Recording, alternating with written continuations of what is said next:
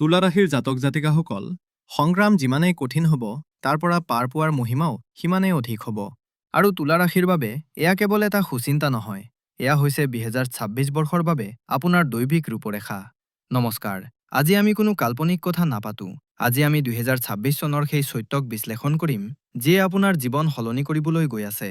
তুলা ৰাশিৰ বাবে 2026 চন কেৱল প্ৰশ্নৰ বছৰ নহয়, বৰঞ্চ উত্তৰৰ বছৰ। এই বছৰৰ মূল নীতিটো হৈছে দাপোন বা আইনা, আৰু দাপোনে কেতিয়াও মিছা কথা নকয়। ব্ৰহ্মাণ্ডই এই বছৰ আপোনাৰ বাবে এক বিশেষ চুক্তি প্ৰস্তুত কৰিছে। ইয়াক এটা শব্দত বুজিবলৈ গ'লে সেয়া হ'ল পুনৰ প্ৰাপ্তি। যি সন্মান, যি ধন বা যি সম্পৰ্ক বিগতৰ কিছু সময়ত ম্লান হৈ গৈছিল বা ধূসৰ হৈ পৰিছিল, 2026 চনে সেয়া ঘূৰাই অনাৰ প্ৰতিশ্ৰুতি দিছে। কিন্তু মনত ৰাখিব, এয়া কোনো কাকতালীয় ঘটনা নহয়, এয়া হৈছে কৰ্মৰ এক বুজাবুজি। এই ভিডিঅ'টোৰ শেষলৈকে আপোনাৰ বাবে এয়া স্পষ্ট হৈ পৰিব যে কেনেকৈ আপুনি আপোনাৰ শক্তিক যুদ্ধকালীন তৎপৰতালৈ লৈ গৈ বছৰৰ দ্বিতীয় ভাগত এক নতুন পৰিচয় লাভ কৰিব। আমি কেৱল ভৱিষ্যৎবাণী নকৰোঁ, আমি কেৱল দিশটো বুজিবলৈ চেষ্টা কৰিম যিয়ে আপোনাৰ ভাগ্য নিৰ্মাণ কৰি আছে। পোনপ্ৰথমে কথা পাতোঁ শনিদেৱৰ বিষয়ে। বছৰৰ প্ৰথম দিনাৰ পৰা শেষ দিনলৈকে কৰ্মফলদাতা শনিদেৱ আপোনাৰ ষষ্ঠ ভাৱ অৰ্থাৎ মীন ৰাশিত বিৰাজমান থাকিব। জ্যোতিষশাস্ত্ৰত ষষ্ঠ ঘৰটো ৰোগ, ঋণ আৰু শত্ৰুৰ বুলি ধৰা হয়। শনি ইয়াত আপোনাৰ বাবে সমস্যা নহয়, বৰঞ্চ আপোনাৰ কৰ্মৰ হিচাপ ৰাখিবলৈ মুখ্য ন্যায়াধীশ হৈ বহি আছে। ইয়াৰ বিশ্লেষণ অতি সৰল। যদি আপুনি অনুশাসিত বা নিয়মানুৱৰ্তী হয়, তেন্তে শনিয়ে আপোনাৰ শত্ৰুক আপোনাৰ সন্মুখত শিৰণত কৰিবলৈ বাধ্য কৰাব আৰু পুৰণি ধাৰণ সমাপ্ত কৰিব। এয়া শত্ৰু সন্তা যুগৰ নিৰ্মাণ। কিন্তু যদি আপুনি অনুচিত পথ বাছে, তেন্তে এই একেজন শনিয়েই কঠোৰ ন্যায় প্ৰদান কৰিব। 2026 চনত আপোনাৰ জয় আপোনাৰ সততাৰ ওপৰত নিৰ্ভৰ কৰিব। আপোনাৰ বাৰ্ষিক কুণ্ডলীৰ তৃতীয় ভাৱত এক বিৰল চতুৰ্গ্ৰহী যোগ সৃষ্টি হৈছে। সূৰ্য, মংগল, বুধ আৰু শুক্ৰ একেলগে। তৃতীয় ঘৰটো হৈছে আপোনাৰ পৰাক্ৰম আৰু সাহসৰ। ভাবি চাওকচোন, যেতিয়া শক্তিৰ কাৰক মংগল আৰু আত্মাৰ কাৰক সূৰ্য একেলগে বহে, তেতিয়া ফলাফল কি হ'ব পাৰে? আপোনাৰ ভিতৰত এক অদম্য সাহসৰ জন্ম হ'ব। আপুনি ভাগৰি নপৰে। এই যুগে নিশ্চিত কৰে যে আপুনি মানসিক আৰু শাৰীৰিকভাৱে আগন্তুক প্ৰত্যাহ্বানৰ বাবে সাজু হৈ আছে। এতিয়ালৈকে দেৱগুৰু বৃহস্পতি আপোনাৰ নৱম ভাৱত আছিল, কিন্তু 2 জুন 2026 6 তাৰিখে এক ডাঙৰ ঘটনা ঘটিব। গুৰু আপোনাৰ দশম ভাৱ অৰ্থাৎ কৰ্মভাৱত প্ৰৱেশ কৰিব আৰু তাত তেওঁ উচ্চৰ হ'ব। জ্যোতিষশাস্ত্ৰই স্পষ্টকৈ কয়, যেতিয়া গুৰু দশম ভাৱত উচ্চৰ হয়, তেতিয়া ব্যক্তিৰ জীৱন ৰজাৰ দৰে হৈ পৰে। গতিকে চিত্ৰখন একেবাৰে স্পষ্ট। জানুৱাৰীৰ পৰা মে'লৈকে সময়খিনি শনিৰ তপস্যাৰ সময়, য'ত আপুনি নিজকে প্ৰমাণ কৰিব লাগিব।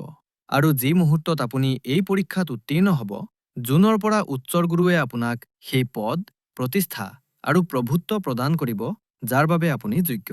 তেন্তে আহক এতিয়া বিতংভাৱে বুজি লওঁ যে মাহৰ পাছত মাহ ধৰি এই বছৰটোৱে আপোনাৰ জীৱনৰ বিভিন্ন দিশত কেনেকৈ প্ৰভাৱ পেলাবলৈ গৈ আছে। কেৰিয়াৰ আৰু ব্যৱসায়। এতিয়া আমি প্ৰতিটো খণ্ড বিতংভাৱে বিশ্লেষণ কৰিম। প্ৰথমতে আপোনাৰ কেৰিয়াৰ আৰু ব্যৱসায়। এই বছৰ কেৰিয়াৰক আমি দুটা ভাগত ভাগ কৰিব পাৰোঁ। প্ৰথম ভাগটো হৈছে জানুৱাৰীৰ পৰা মে' মাহলৈ। বছৰৰ আৰম্ভণিতে শনি ষষ্ঠ ঘৰত আছে। এই সময়ত আপুনি অনুভৱ কৰিব যে অফিচত ৰাজনীতি বা পলিটিক্স বৃদ্ধি পাইছে। আপুনি 100% কষ্ট কৰিব, কিন্তু হয়তো তাৰ কৃতিত্ব বা ক্ৰেডিট আন কোনোবাই লৈ যাব পাৰে। আপোনাৰ আপোন মানুহবোৰেই আপোনাৰ বিৰুদ্ধে ষড়যন্ত্ৰ কৰিব পাৰে। কিন্তু ভয় নাখাব, এয়া হৈছে ধুমুহা। ইয়াত আপোনাৰ বাবে এটা কঠোৰ সতৰ্কবাণী আছে। আপোনাৰ কেৰিয়াৰৰ গোপন কথা বা চিক্ৰেট কাৰো লগত শ্বেয়াৰ নকৰিব। যদি আপুনি চাকৰি সলনি কৰাৰ কথা ভাবিছে বা কোনো নতুন প্ৰজেক্ট লঞ্চ কৰিবলৈ গৈ আছে, তেন্তে নীৰৱতাই হৈছে আপোনাৰ অস্ত্ৰ। যেতিয়ালৈকে অফাৰ লেটাৰ হাতত নাহে, কাৰো লগত কথাটো শ্বেয়াৰ নকৰিব। যদি আপুনি আপোনাৰ পৰিকল্পনা সহকৰ্মীসকলক কয়, তেন্তে আপোনাৰ প্ৰমোচন ব্লক হ'ব পাৰে। এই পৰ্যায়ত আপোনাৰ শ্বৰ্টকাট ল'বলৈ মন যাব, সোনকালে পইচা কমোৱাৰ বা কাম সোনকালে শেষ কৰাৰ। সাৱধান, শনিদেৱে চাই আছে। যিকোনো শ্বৰ্টকাটে আপোনাক বৰবাদীৰ ফালে লৈ যাব। দীঘলীয়া পথ বাছনি কৰক, দেৰি হ'ব, কিন্তু সফলতা নিশ্চিত। দ্বিতীয় ভাগটো আৰম্ভ হয় জুনৰ পৰা ডিচেম্বৰলৈ। 2 জুন অহাৰ লগে লগে যেন অন্ধকাৰ আঁতৰি যাব। উচ্চৰ পুকুৰো আপোনাৰ কেৰিয়াৰ হাউচ বা কৰ্ম ভাৱলৈ আহিব। প্ৰমোচনৰ দুৱাৰ মুকলি হ'ব। যদি আপুনি ট্ৰেন্সফাৰ বা বদলি বিচাৰি আছিল, বিশেষকৈ কোনো হেডকোৱাৰ্টাৰত বা ডাঙৰ চহৰত, তেন্তে এই সময়ত সেয়া পাব। আপোনাৰ ৰেপুটেশ্যন বা সন্মান বাঢ়িব। যি বছে কালিলৈকে আপোনাক ইগন'ৰ বা অৱহেলা কৰিছিল, এতিয়া তেওঁ আপোনাৰ পৰামৰ্শ ল'ব। ব্যৱসায়ীসকলৰ বাবে এই সময় বিস্তাৰ বা এক্সপেনশ্যনৰ। নতুন ফ্লেভাৰ, চৰকাৰী ঠিকা আৰু ডাঙৰ অৰ্ডাৰ পোৱাৰ প্ৰবল যোগ আছে। আপুনি আপোনাৰ বিজনেছ মডেল সলনি কৰিব পাৰে বা নতুন শাখা খুলিব পাৰে। যদি আপুনি ইউটিউবাৰ, শিল্পী বা মিডিয়াত আছে, তেন্তে ডেটাই কয় যে আপোনাৰ ভাইৰেল হোৱাৰ সম্ভাৱনা অতি বেছি। ভাগ্য আপোনাৰ বাবে জিলিকি উঠিব।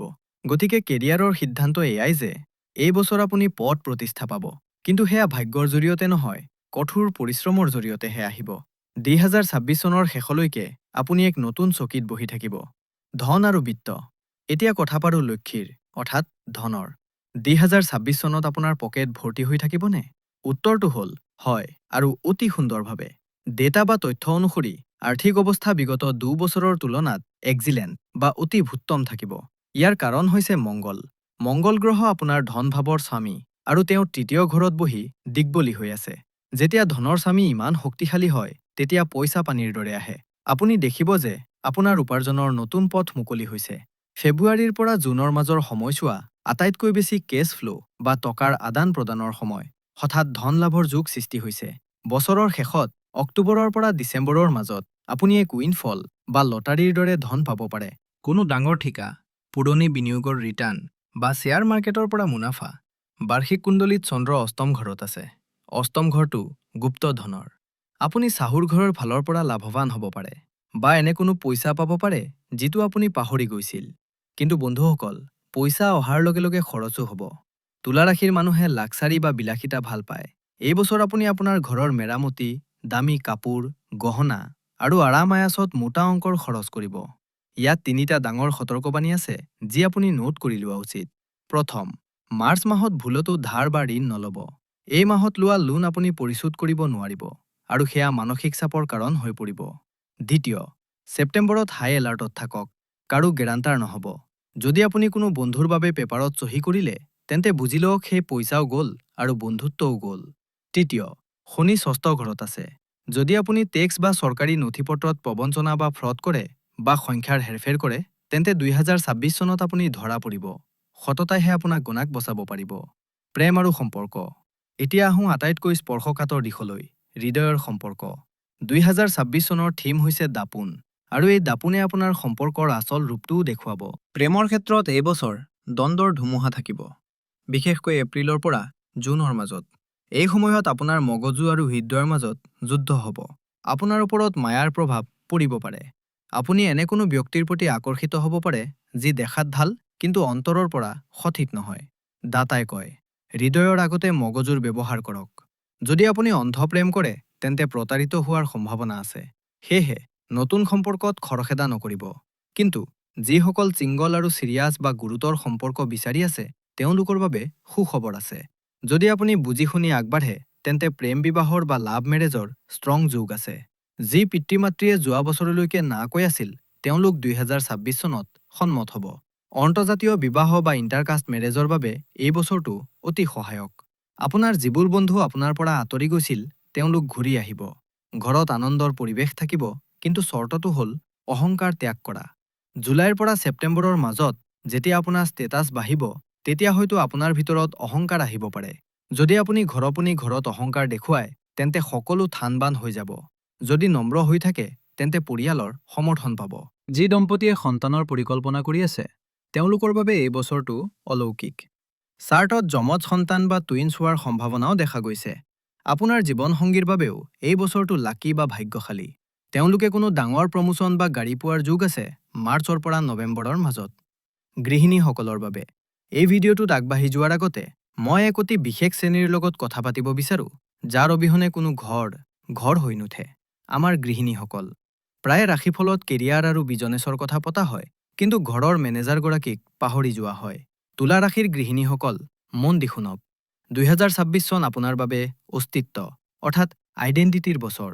মই কোৱাৰ দৰে এই বছৰৰ থিম হৈছে দাপোন। বিগতত বহু বছৰ ধৰি আপুনি নিজৰ সুখক বিসৰ্জন দি পৰিয়ালৰ সুখৰ বাবে কাম কৰি আহিছে। হয়তো আপুনি ভাবিছিল যে আপোনাৰ ত্যাগৰ কোনেও মূল্য দিয়া নাই। কিন্তু জুন 2026ৰ পিছত যেতিয়া দেৱগুৰু বৃহস্পতি আপোনাৰ দশম ঘৰত উচ্চৰ হ'ব, তেতিয়া পৰিয়াল আৰু সমাজত আপোনাৰ মৰ্যাদা বাঢ়িব। মানুহে আপোনাৰ পৰামৰ্শ ল'ব। আপোনাৰ মাত মানুহে শুনিব। আপোনাৰ বাবে ৩টা ডাঙৰ ভৱিষ্যৎবাণী আছে। প্ৰথম, নতুন আৰম্ভণি। আপোনাৰ তৃতীয় ঘৰত গ্ৰহবোৰৰ যি সমাৱেশ ঘটিছে, সেয়া আপোনাক নতুন শক্তি দিব। যদি আপুনি কোনো হোম বিজনেছ, অনলাইন ৱৰ্ক বা ৰন্ধা-বঢ়া বেকিঙৰ কাম আৰম্ভ কৰিব বিচাৰে, তেন্তে এই বছৰটো সোণালী সুযোগ। আপুনি আপোনাৰ চখক পেচালৈ সলনি কৰিব পাৰে। ভয় নাখাব, খোজ আগবঢ়াওক। দ্বিতীয়, চাহুৰ ফালৰ পৰিয়াল। যিহেতু শনি ষষ্ঠ ঘৰত আছে, আৰম্ভণিতে চাহুৰ ঘৰৰ ফালৰ পৰা অলপ খটপটো বা ৰাজনীতি হ'ব পাৰে। কোনোবাই আপোনাৰ কথাৰ ভুল অৰ্থ উলিয়াব পাৰে। পৰামৰ্শ এয়াই যে তৰ্কত লিপ্ত নহ'ব। শনিয়ে কয়, নিজৰ কাম নীৰৱে কৰা। জুনৰ পিছত সেই একে মানুহবোৰেই যি আপোনাৰ বেয়া গাইছিল, আপোনাৰ প্ৰশংসা কৰিব। তৃতীয়, আৰ্থিক স্বাধীনতা। ডাটাই দেখুৱাইছে যে এই বছৰ আপোনাৰ হাতলৈ গুপ্ত ধন আহিব। আপুনি আপোনাৰ সঞ্চয় বা ছেভিংছৰ জৰিয়তে কিবা ডাঙৰ কাম কৰিব পাৰিব। হয়তো কোনো গহনা ল'ব বা প্ৰপাৰ্টিত ইনভেষ্ট কৰিব। মাত্ৰ এটা বিশেষ সতৰ্কবাণী, ঘৰৰ কামত ইমানো হেৰাই নাযাব যে স্বাস্থ্য বেয়া হৈ যায়। শনিৰ বাবে কঁকালৰ বিষ আৰু ভৰিৰ বিষৰ সমস্যা সাধাৰণ হ'ব। নিজৰ বাবে দৈনিক 1 ঘণ্টা নিশ্চয় উলিয়াব। কাৰণ যদি আপুনি সুস্থ থাকে, তেতিয়াহে ঘৰখন সুস্থ থাকিব। স্বাস্থ্য।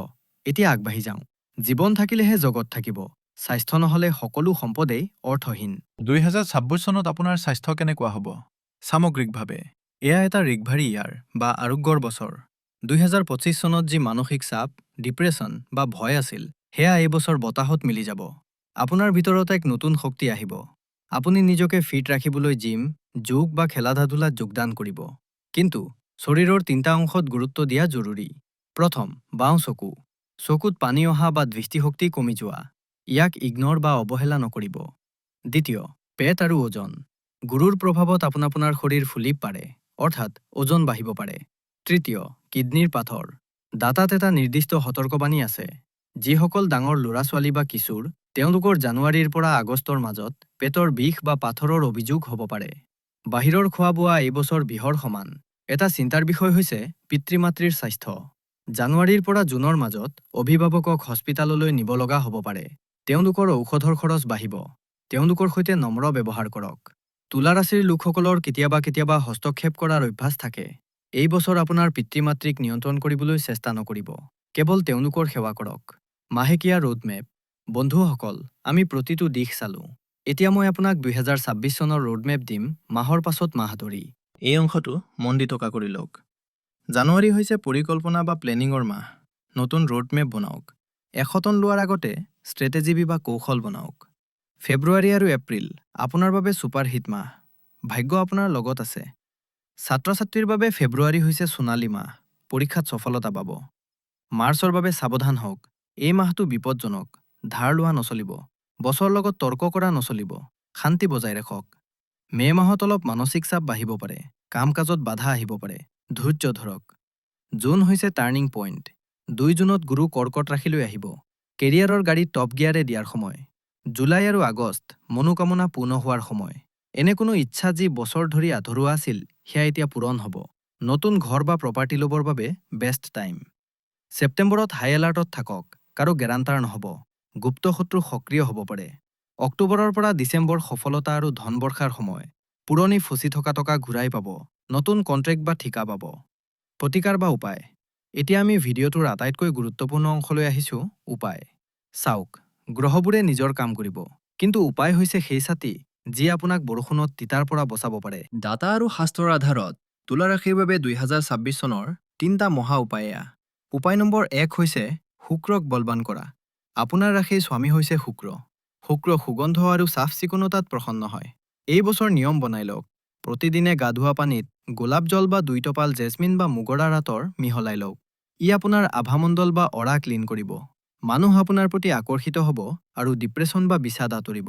সতৰ্কবাণী এয়াই যে এই বছৰ কাকো ঘড়ী বা পাৰফিউম উপহাৰ নিদিব। যদি আপুনি তেনে কৰে, তেন্তে আপুনি আপোনাৰ গুড লাক বা সৌভাগ্য তেওঁলোকক দি দিব। উপায় নম্বৰ 2 হৈছে পাত্ৰ। পৰমাত্মাই কেৱল তেওঁলোককহে দিয়ে, যি যোগ্য পাত্ৰ হয়। যদি আপোনাৰ বাচনত ফুটা আছে, তেন্তে ভগৱানে যিমানেই নিদিয়ক কিয়, সেয়া বৈ যাব। এই বছৰৰ আটাইতকৈ ডাঙৰ উপায় হৈছে চৰিত্ৰ। টেক্সৰ চুৰি নকৰিব। মিছা কথা নক'ব। আপোনাৰ সংগী বা পাৰ্টনাৰৰ প্ৰতি বিশ্বাসী হৈ থাকক। শনি ষষ্ঠ ঘৰত আছে।